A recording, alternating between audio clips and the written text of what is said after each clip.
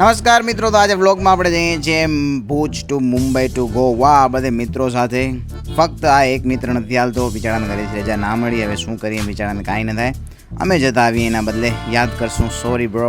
ને બધેનો ઇન્ટ્રોડક્શન તમને દઈ દઉં. આ છે ધવલ, ફેમિલી મેન છે આ, ને આ છે દર્શન લુખો, ને આનું નામ છે સિદ્ધરાજ. હાય શું કેમ કહું છું, આગળના વ્લોગમાં તમે જોઈ લેજો.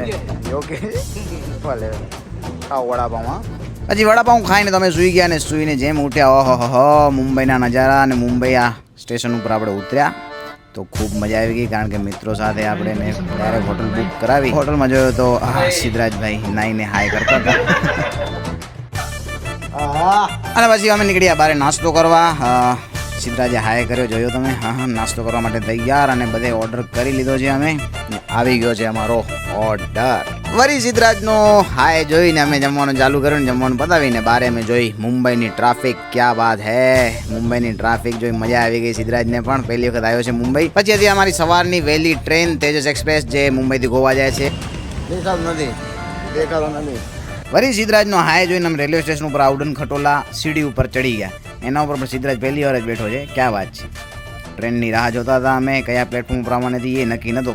પછી ભાગીને પ્લેटफॉर्म पर पहुंचा. फाइनली गाइस, हमारी ट्रेन आ गई है गाइस. आप देख ही सकते हो guys, full on yellow guys. Seat number क्या था? और हम अंदर बैठेंगे गाइस 27 ये वो खाएंगे. ને આવી ટ્રેન જોઈને તો અમે થોડાક આમ ભોચક્કા રહી ગયા, કારણ કે આવી ટ્રેનમાં પહેલી વખત બેઠા છીએ અમે બધે જણા. મજા આવી ગઈ તેજસમાં. ને બહારના સીન જોઈ, આહા. હું તો કહું છું, તમે અગર મુંબઈથી ગોવા જાઓ તો ટ્રેનની ટિકિટ કઢાવજો, કારણ કે ખૂબ સુંદર મજાના સીન જોવા મળશે. ને તેજસ એક્સપ્રેસની અંદર આપણને બધે બ્રેકફાસ્ટ ને લંચ ને બધે મળે જ છે. આ બધે સીન બીન જોઈને ક્યારે અમે ગોવા પહોંચી ગયા ખબર જ ના પડી. અને ગોવાની અંદર જે તમને નીલોતરી ને જે મજા, જે ઠંડક આપણે એને કહેવાય ને, વરસાદ ક્યાં બાત હે, મજા પડી ગઈ હતી એકદમ. ગાડીની અંદર બેઠા હતા તોય પણ મજા આવી જતી હતી, કારણ કે સાથે સાથે વરસાદ પણ જોરદાર ચાલુ હતો. ખૂબ મજા આવી ગઈ. અને અહીંયાનો બધેનો નેચર ને જે વાતાવરણ હતો એ બધે જોઈને તો એમ જ થઈ ગયું આપણે મૂવીમાં આવી ગયા છીએ. મજા આવી ગઈ. પછી બાકા બીચ ઉપર ગયા તો ઢીચક ચાલુ હતો, પણ પછી અમને નીંદર આવતી હતી તો અમે જલ્દી જોઈને પછી વહેલા ઉઠી ગયા. 2 સ્કૂટી કરી ભાડા ઉપર, ને એને લીવર ગાડી જાય હો.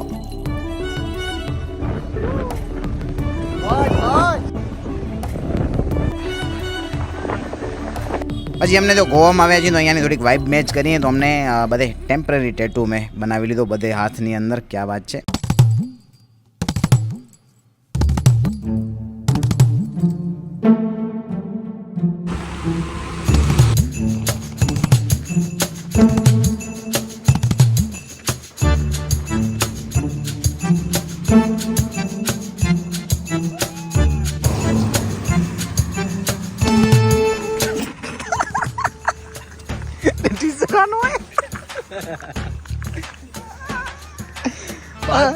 ટીચરાનો એ કલર આણે લગાડો છે.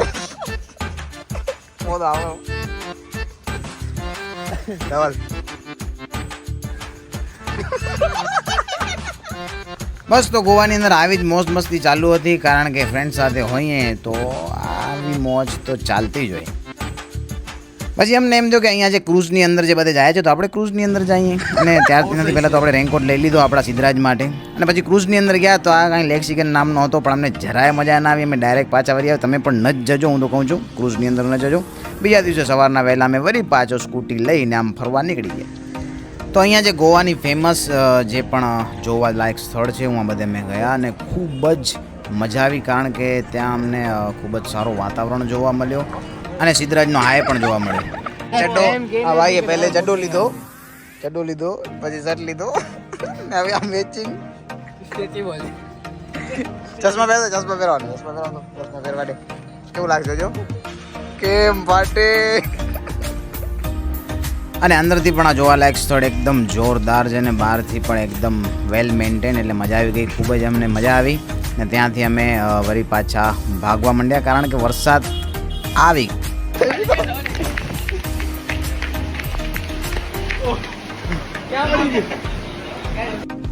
ડાયરેક્ટ પછી એક ગોવાની અંદર એક મોલ છે, તો અમે કીધું હું આ થોડા કાંટા ફેરા કરીએ, બીજું શું કરે, ટાઈમ પાસ થાય આપણો. સિદ્ધરાજનો હાય.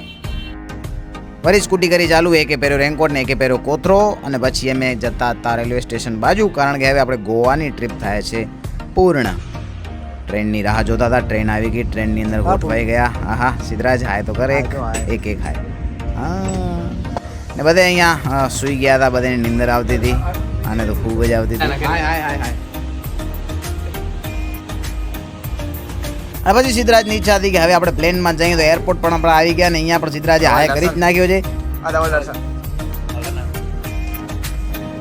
હા તો અહીંયા સુઈ ગયો, આને કાંઈ ઇન્ટરેસ્ટ જ નથી હો, આને લઈ આવવા જેવું નથી. અને અહીંયા સિદ્ધરાજ આવી ગયો છે એરપોર્ટની અંદર પોતાનો બોર્ડિંગ પાસ લઈને. ક્યાં વાત છે, બેસ છે પ્લેનની અંદર ને એનાથી પહેલાં આપણે થોડોક નાસ્તો કરી લઈએ. બધા નાસ્તો કરવા બેસી ગયા.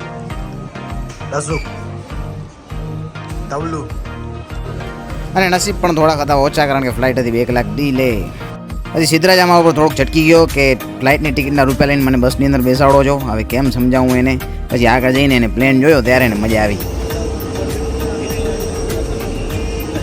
પ્લેનની અંદર પણ સિદ્ધરાજે હાય કરી નાખ્યો, એટલે ઓહો હાય હાય હાય. પછી ભુજ પહોંચી ગયા કલાકની અંદર અને હવે આરામ કરશું.